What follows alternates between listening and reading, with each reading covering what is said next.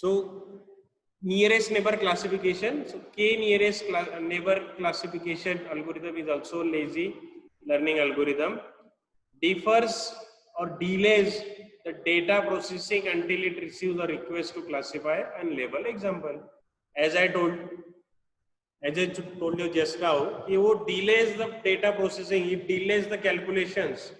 जब तक हम उसको कुछ unlabel or something, it is also called as a testing instance, हम जब तक उसको पूछते नहीं हो तब तक वो क्या कर देता है, वो कुछ नहीं करता है, वो just idle बैठे रहता है.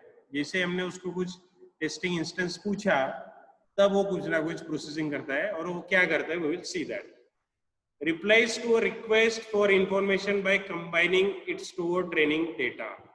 So just like what was there in a rote learning, there was, it is just finding an exact match, and whatever the label was there for the training instance, that label is predicted for that new testing instance. But here there is a again there is a something, a data processing, something search is there, but यहाँ पे वो कुछ ना कुछ combination करता है और फिर वो return करता है जो भी answer है. I will say that. How it is working, I will explain very shortly. Discards the constructed answer and any intermediate result. So it discards the constructed answer and any intermediate result. K nearest neighbor algorithm classify a new example by comparing it to all previously seen examples. The classification of K most similar previous cases are used for predicting the classification of a current example. To explain all this thing, I will take one example. Okay. Suppose there are three classes. Again, K nearest neighbor is a supervised learning algorithm. So supervised learning algorithm means, again, there are two techniques, regression and classification. So as I am telling you, K nearest neighbor is a supervised learning algorithm. So obviously it is also used for a regression problem. Means when there is a continuous responses or continuous values at the output. Okay. So how it is that I will also explain कि regression में कैसे होगा और classification में कैसे होगा. So suppose this is the problem of classification. Why it is a problem of classification? Because यहाँ पे ऐसे देखो तीन ही class label दिख रहे हैं. मतलब एक red है, एक yellow है, एक कुछ तो suppose green है, for example. Okay. So how you are working is in this. What is the significance of K in a nearest neighbor algorithm? So for example, ये जो भी data था, okay, जिसमें आपके three classes are there. So I have just plotted those points in a graph. Whatever this is the scatter plot you can consider. So whatever your data points are there, so I have just plotted with corresponding label. And suppose I have asked one new testing instance और वो आपका database जो graph में जो हम test कर रहे हो यहाँ पे सपोज. ओके. ये आपके जो भी है ये ट्रेनिंग सैंपल्स है, ये जो भी आपके डेटा के सैंपल्स है और ये उसका करस्पॉन्डिंग लेबल है कि ये कौन से क्लास को बिलोंग कर रहे हैं. सपोज ये 3 पॉइंट्स रेड क्लास को बिलोंग कर रहे हैं. ये जो भी जितने भी पॉइंट्स है ये ग्रीन क्लास को बिलोंग कर रहे हैं और ये जो भी है ये आपके सपोज येलो क्लास को बिलोंग कर रहे हैं. You can consider its as a animal also.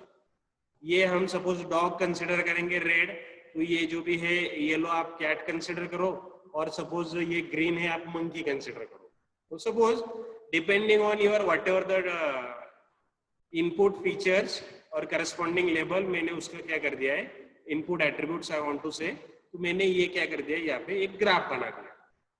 अब जैसे फॉर एग्जांपल मैंने एक नया कुछ तो टेस्टिंग इंस्टेंस पूछा, उसका लेबल मुझे पता नहीं है. ऑब्वियसली वो टेस्टिंग इंस्टेंस है तो उसका लेबल फाइंड आउट करना होता है, आपके मॉडल से आपको लेना होता है उसका लेबल. तो ऑब्वियसली सपोज ये आपका जो भी नया टेस्टिंग इंस्टेंस है वो आपका सपोज ग्राफ में यहाँ पे लोकेटेड है.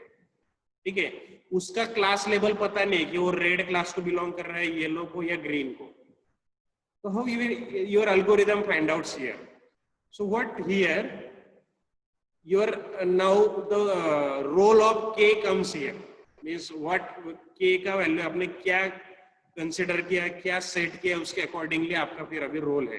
जैसे for example I have consider k value is equal to 3 for example k. तो just like what is your classification name, k nearest neighbour. तो जैसे मैंने k इक्वल टू 3 लिया है तो 3 नियरेस्ट नेबर.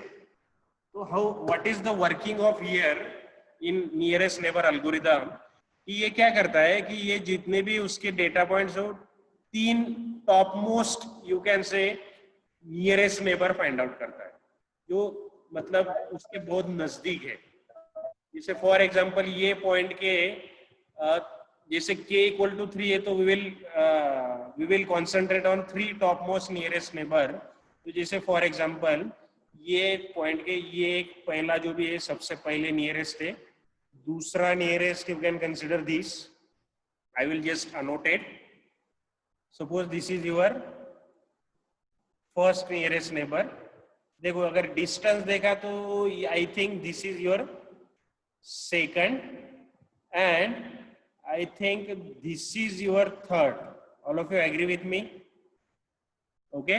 सो ये जो भी था हमारा टेस्टिंग इंस्टेंस ग्राफ में यहाँ पे आ रहा था, तो टॉप k इक्वल टू 3 हमने लिया है, k equal to 3 in KNN में मैंने k इक्वल टू 3 लिया है. So your algorithm will concentrate on first और you can say top 3 nearest neighbour.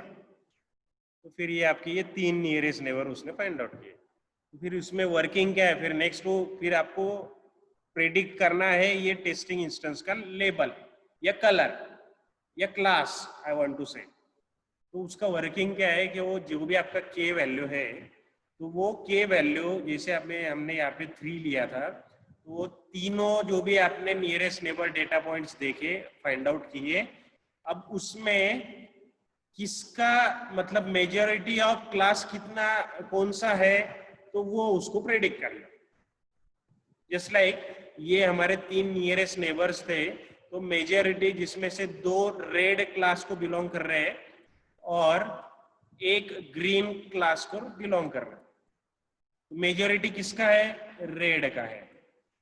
तो ये पर्टिकुलर टेस्टिंग इंस्टेंस के लिए वो आपका मॉडल क्लास कौन सा प्रेडिक्ट करेगा? Red. This is the working of k nearest neighbour. So in this diagram again there are some different graphs are there, okay, and again it is a binary classification problem, means there are only 2 classes, plus or minus, and here there are different k values, k equal to 1, k equal to 2, k equal to 3. So how your algorithm will work? So for example this x indicates your testing instance. ये जो भी x है ना, इसका हमको क्या class level find out करने के, प्लस को बिलोंग कर रही है माइनस को. तो ये जो भी है nearest neighbour algorithm k equal to 1 लिया है, मतलब 1 नियरेस्ट नेबर पे वो काम कर रहा है. ऑब्वियसली ये जो भी है आपका टेस्टिंग इंस्टेंस, इसका नियरेस्ट कौन सा है? ये है. ओके. अभी ये पूरा आपका एक ही नियरेस्ट नेबर है, तो जैसे हम कॉन्सेंट्रेट कर रहे हैं 1 k इक्वल टू 1 पे, तो 1 मतलब क्या, तो एक ही जो भी आपका नियरेस्ट नेबर है. तो यहाँ पे तो मेजॉरिटी को सवाल नहीं है, जो उसका क्लास लेवल है उसको प्रेडिक्ट करना. तो फिर जैसे k इक्वल टू 1 है, तो ये माइनस के लिए आपका ये मतलब फॉर दिस पर्टिकुलर x आपका क्लास लेवल प्रेडिक्टेड विल बी माइनस और negative you can say in this case, because ये एक ही नियरेस्ट नेबर पे काम कर रहा है और उसका जो भी प्रेडिक्शन है वो इसको उसका जो भी क्लास लेवल है ये x को प्रेडिक्ट करेगा. k इक्वल टू 2, अभी ये x था, अभी 2 नियरेस्ट नेबर पे कॉन्सेंट्रेट करना है. ओके, 2 नियरेस्ट नेबर पे कॉन्सेंट्रेट करना है. तो ये आपके 2 नियरेस्ट नेबर है, ये एक है और ये दूसरा है. तो मेजॉरिटी क्या हो गया? फिर यहाँ पे तो कुछ भी नहीं हुआ मेजॉरिटी. ओके, यहाँ पे ही आपका ड्रॉबैक है. I am going to ask you drawback. Okay, suppose we will concentrate k equal to 3 k equal to 3 तो मतलब ये पहला नियरेस्ट नेबर, ये दूसरा, अब ये तीसरा। हाँ, हियर इज द मेजोरिटी कि आपका क्या है, प्लस 2 बार आ रहा है और एक माइनस, मतलब ये सपोज प्लस अगर कैट है तो ये माइनस अगर सपोज डॉग है, तो यहाँ पे आपका क्या प्रेडिक्ट हुआ है, प्लस, मतलब सपोज कैट,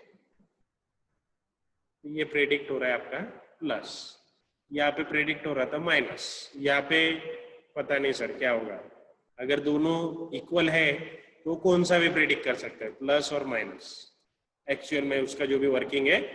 तो अगर ऐसा नहीं है कि यहाँ पे मेजॉरिटी डिफाइन नहीं हो रहा है तो कौन सा भी कर सकता है इन केस ऑफ बाइनरी।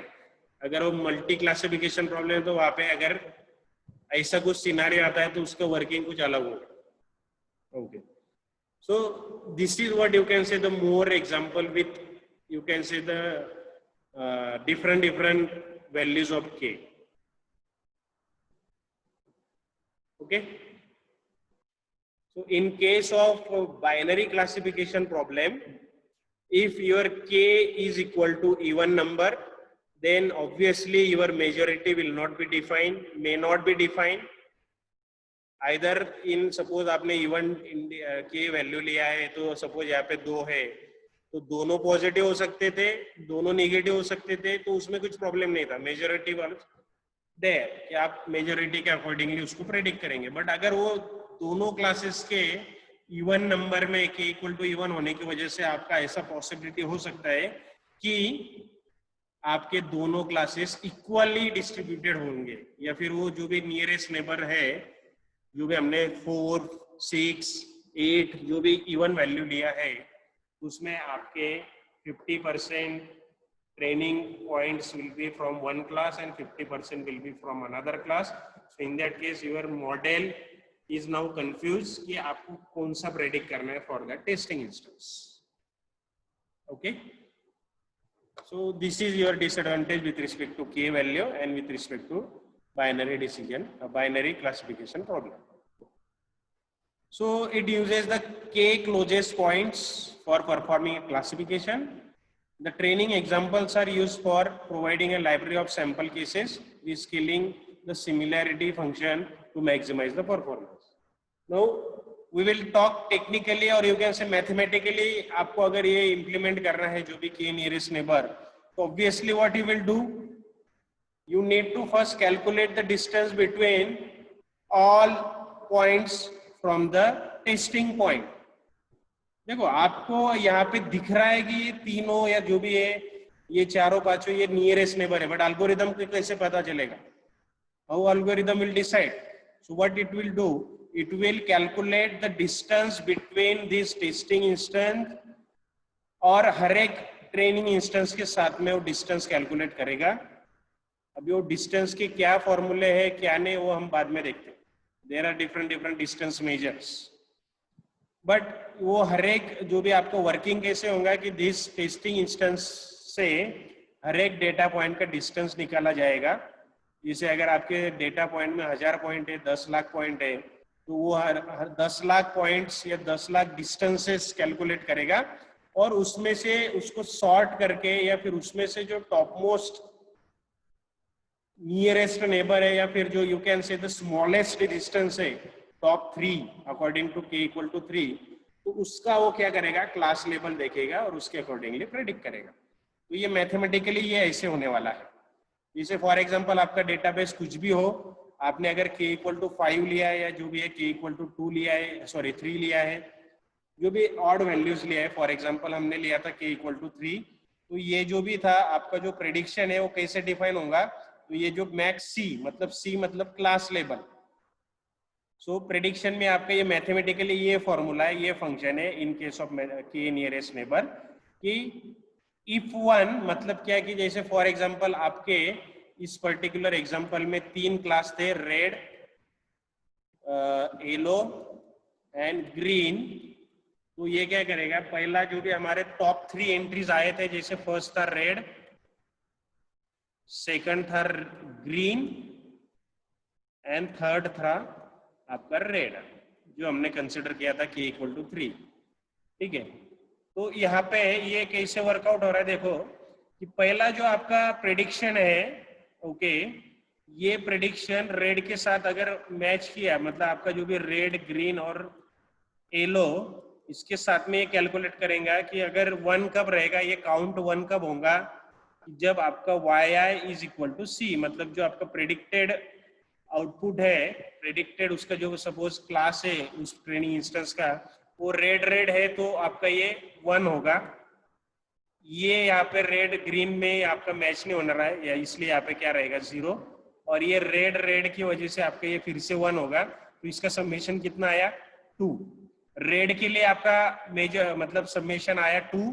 अभी ग्रीन के लिए वो कैलकुलेट करेगा, ग्रीन रेड मैच हो रहा है नहीं, तो इसे यहाँ पे 0, फिर ग्रीन ग्रीन मैच हो रहा है यस, तो फिर ये आपका 1 सपोज, और ग्रीन और रेड मैच हो रहा है कि नहीं, तो इसका समेशन क्या आया 1। ये रेड के लिए समेशन आया, समेशन वैल्यू आया 2 और काउंट वैल्यू आया 2।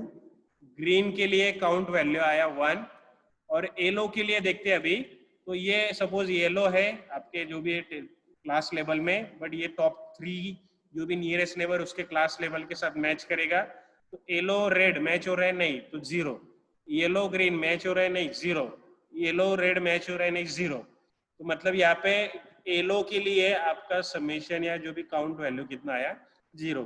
तो मेजर या फिर मैक्सिमम किसके लिए वोटिंग आया, रेड के लिए, तो वो आपका जो भी है फंक्शन रेड को प्रेडिक्ट करेगा फॉर दैट पर्टिकुलर इंस्टेंस। तो ये जो भी हमारा एग्जांपल था, ये एग्जांपल में ये जो भी टेस्टिंग इंस्टेंस है उसके लिए उसने क्या प्रेडिक्ट किया, रेड, ये जो भी था उसको रेड प्रेडिक्ट किया। So this is the function which we have considered here for classification, कि ये हर एक क्लास लेवल के साथ वो मैच करेगा, टॉप 3 या टॉप जो भी नियरेस्ट नेबर है उनके क्लास लेवल के साथ वो मैच करेगा, अगर जिसका मेजोरिटी ज्यादा आएगा वो प्रेडिक्ट करेगा, ठीक है, वाई हैट के लिए वो प्रेडिक्ट करेगा। So this is what you can say the working of nearest neighbor in case of classification problem, and as I told you this is also work in case of regression problem। तो उसमें कैसे आपका working होने वाला है just I will explain. तो अभी जैसे आपको पता है कि रिग्रेशन प्रॉब्लम में आपका क्या होता है, यहाँ पे ऐसे क्लास लेवल यस नो नहीं होता है, ठीक है, क्लास लेवल यस नो नहीं होता है। जैसे आप कंसिडर करो हाउस प्राइस प्रेडिक्शन, तो आपकी जो भी है 1000 हाउसेस के जो भी प्राइजेस दिए हुए थे, बट ये सपोज टॉप 3 नियरेस्ट नेबर के प्राइस है, सपोज ये फर्स्ट में लिख रहा हूँ कि 1 लाख, सेकंड का लिख रहा हूँ मैं suppose 1.2 lakh, and third house का प्राइस लिख रहा हूँ मैं suppose 0.8 lakh, means 80,000 you can consider. Okay, तो सेम फंडा वही रहेगा, के नियरेस्ट नेबर्स, हमने सिर्फ यहाँ पे instead of classes there will be a continuous values in case of regression problem. All of you agree with that. So here how your working will be there. फिर आपका भी जो भी है नया, आपने जो भी टेस्टिंग इंस्टेंस पूछा और आप उसको पूछ रहे हो कि आप हाउस का प्राइस बताओ, वो पर्टिकुलर रेट बताओ, फ्लैट का कितना प्राइस होता है बताओ।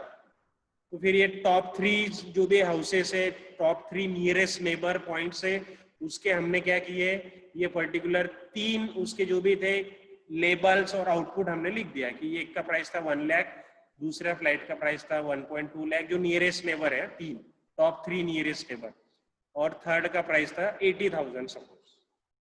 तो ये जो भी हमने टेस्टिंग इंस्टेंस पूछा तो उसको what can be the price, so how your algorithm will work, so here that is the formula। तो आपको प्राइस पूछा है ना कि आपका ये टॉप 3 नियरेस्ट नेबर जो भी आए हैं उसके अकॉर्डिंगली प्राइस पूछा है, तो what will be there in nearest neighbour. तो in case of suppose regression, यहाँ पे तो कुछ मेजोरिटी वैसे कुछ तो होने वाला नहीं है, क्योंकि ये आपका क्या है रिग्रेशन प्रॉब्लम है, तो यहाँ पे आपके कंटिन्यूअस वैल्यू होने वाले हैं।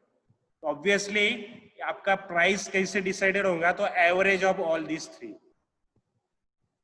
सो 1, 1.2 और 80,000 का एवरेज कितना होता है, ये 1 + 1 2 + 1 3, 3.3 मतलब 3 divided by 3, 3 lakh divided by 3, 1 lakh. This will be the price for your new testing instance 1 lakh. Average of all nearest neighbour का जो भी आउटपुट है, जो भी आपके कंटिन्यूअस वैल्यूज है, उसका एवरेज लेना. In this way, this is the working of nearest neighbor algorithm in case of regression problem. All of you understood?